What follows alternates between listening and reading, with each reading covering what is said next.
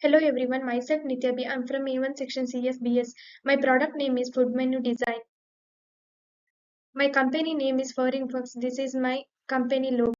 Feedback collected during empathy. Mentioning some of the requirement and feelings about the product as said by the customers during the empathizing activity.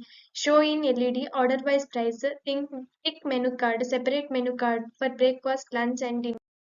Define and ideate based on the empathizing stage and considering the feelings and requirements of customers. Many new features are to be added to the existing product. Feature to be added: readability, use easy to read fonts to make sure the text contains with the background.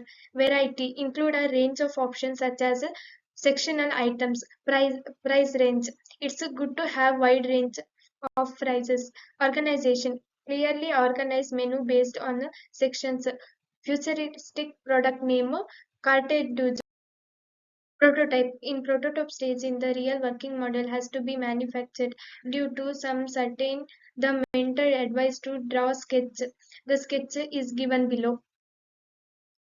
Testing, I request the viewers of the presentation video to comment your opinion to satisfy the testing stage. Thank you.